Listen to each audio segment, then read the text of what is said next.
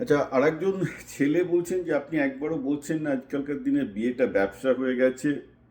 মেয়েরা বিয়ে করতে চাইছে, পরে যাতে একটা ফাঁদে ফেলে ডিভোর্স করে 498-এর ভয় দেখিয়ে আর ছেলেদের কাছ থেকে তোষণ করতে পারে, সেই সব ভয়ে আমরা ছেলেরা বিয়ে করতে চাইছি না বা পাচ্ছি না। এবার দেখুন, আমরা এই দাবির সত্যতাটা দেখি। প্রথম কথা, আজকের দিনে তো ভাই ছেলে মেয়ে দুজনাই প্রায় চাকরি করছে, তাহলে কোর্ট তো একটা মেয়েকে খরপোশ দেবে না। সুতরাং এটা ভুল, খুবই ভুল। আর যেসব মেয়েরা চাকরি করছে না, অধিকাংশ নিম্ন মধ্যবিত্ত বা গরিব ঘরের মেয়ে, তাদের কোর্টে যাওয়ার সাধ্য নেই। কোর্টে যে কটা খরপোশের মামলা, দুর্দান্ত সব মামলা হয়েছে হাইকোর্ট বা সুপ্রিম কোর্টে, ম্যাক্সিমামই দেখা যাবে যে সেগুলো বর খুব বিত্তশালী, মানে ব্যবসায়ী, তাদের পকেটে টাকা আছে, সুন্দরী মহিলাকে বিয়ে করেছে, তারাও জানে কি করে ব্যবসা করতে। সেটা 0.1%, 0.02% নয়। সুতরাং বিয়েটা ব্যবসা হয়ে গেছে, মেয়েরা বাজে, এইসব অজুহাত দিয়ে যেসব ছেলেরা বিয়ে করছে না, বাঙালি ছেলেরা বিয়ে করছে না, তারাও অ্যাকচুয়ালি নিজেদের অপদার্থটাকে, মানে তারা যে একটা অপদার্থ বিয়ের বাজারে, সেটাকে অস্বীকার করার জন্য এইসব অজুহাত দিচ্ছে। মানুষ যখন পারে না, তখন নাচতে না জানলে উঠোন ব্যাকা হয়। আসল সত্যিটা কি, আসুন আমরা একটু দেখি। আসল সত্যিটা হচ্ছে এই যে সম্বন্ধ করে বিয়ে করতে যাওয়াটা আজকালকার দিনে খুব টাফ ব্যাপার। সেটা পরে আসছে কেন হচ্ছে। মোটা কথা, যদি অধিকাংশ বাঙালি ছেলের মধ্যে প্রেম করার কোনো সাহস নেই। ছোটবেলা থেকে মা প্রেম করলে এমন পা ভেঙে দেবে একটা ভয় তো আছে, প্লাস 10টা জায়গায় টিউশনি পড়ছে, বডি তৈরি হয়নি, মাইন্ড তৈরি হয়নি। নাটক ফাটক তো কিছুই করতো না, আগে কবিতা আবৃত্তি করতো না, নিজের ইমোশনকে, অর্থাৎ নাটক কবিতা সাহিত্য না পড়লে নিজের ইমোশন, নিজের প্রেমের ইমোশনটাকে যে প্রকাশ করা বা একটা মেয়ে তার মনটাকে বোঝা, এগুলো তো না করলে সে তো প্রেমের বেসিক জিনিসই করতে পারবে না। তো ন্যাচারালি প্রেম করতে বাধ্য হচ্ছে। আবার মায়ের বাবা মায়ের মানে ঠ্যাং ভেঙে দেওয়ার এটা তো আছেই। সবচেয়ে বড় ব্যাপার হচ্ছে এই যে অধিকাংশ বাঙালি ছেলেরা এই 10টা টিউশনি পড়ে এই যে তারা নাটক, শরীরচর্চা, কবিতা আবৃত্তি চর্চা থেকে মানে দূরে থাকতে, তার একটা মূল এফেক্ট হচ্ছে এই যে তাই পরবর্তী জীবনে যখন ডেটিং করার প্রয়োজন পড়ছে, যে একটা মেয়েকে তাকে তুলতে হবে বা একটা মেয়েরও তাকে ছেড়ে তুলতে হবে, কারণ মেয়েদের থেকে ছেলেদের চাহিদাটা বেশি, যে তাকে একটা মেয়েকে তুলতে হবে, সে পারছে না। এটা হচ্ছে সোজা কথা।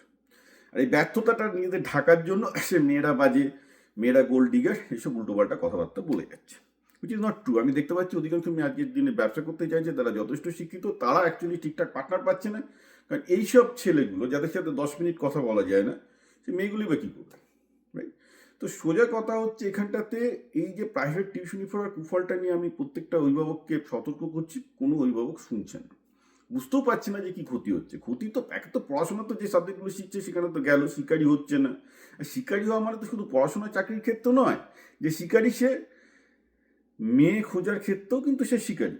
চাকরিও যেমন খুঁজতে হয়, মেয়েও তেমন খুঁজতে হয়, দুটো ক্ষেত্রে শিকারি হতে পারে। তাই শিকারি হওয়ার মনোভাবই নেই, সে কী হবে। আমি আসছি, আমার কাছে আরও কতগুলো যে সুন্দর তার মায়েরাই বাচ্চাদের সম্বন্ধে লিখেছেন, আমি এগুলো বলবো। একটা সুন্দর গল্প দিয়ে শেষ করি। আমি তখন ইটালিতে, আমার জীবনের প্রথম ইন্টার্নশিপ, পার্টিতে গেছি। তো সেই আমাদের ইটালিয়ান কোম্পানিটা মেন মার্কেট ছিল আমেরিকাতে, তো ওখানে আমেরিকাতে থেকে একটা লোককে মার্কেটিং সেলসের জন্য হায়ার করেছিল।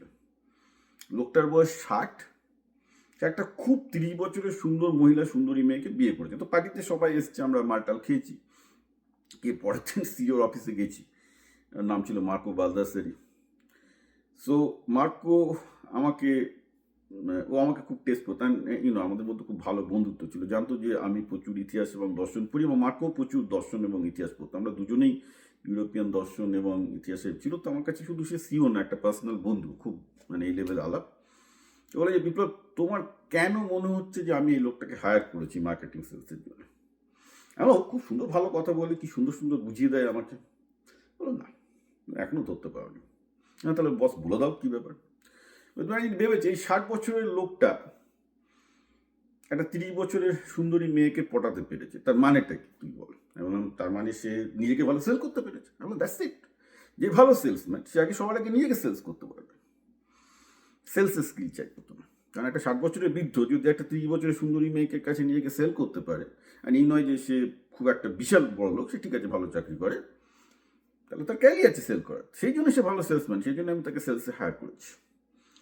তো ব্যাপারটা হচ্ছে এই, যে মেয়েরা তোমার কাছে ভাই হেঁটে হেঁটে আসবে না। তোমাকে সেল করতে হবে মেয়েদের কাছে। You have to B salesman. Salesman হতে গেলে তোমাকে নাটক শিখতে হবে, সেলসের টেকনিক শিখতে হবে, কমিউনিকেশনের টেকনিক শিখতে হবে, কবিতা পড়তে হবে, সাহিত্য পড়তে হবে, মেয়েদের মন বুঝতে হবে। কোনটা তুমি করো? তুমি তো বসে বসে ছোটবেলা থেকে 10টা করে টিউশনি পড়েছো, না তুমি সেই সাবজেক্টগুলো বুঝেছো, না কিছু বুঝেছো, না জীবনকে বুঝেছো, না মেয়েদের মন বুঝেছো, না নিজেকে বুঝেছো, তো না তোমার বডি তৈরি হচ্ছে সেইভাবে। সো তুমি ব্যর্থ হচ্ছ প্রেমের জীবনে, আর তখন গালাগালটা দিচ্ছে মেয়েরা হচ্ছে গোল্ড ডিগার।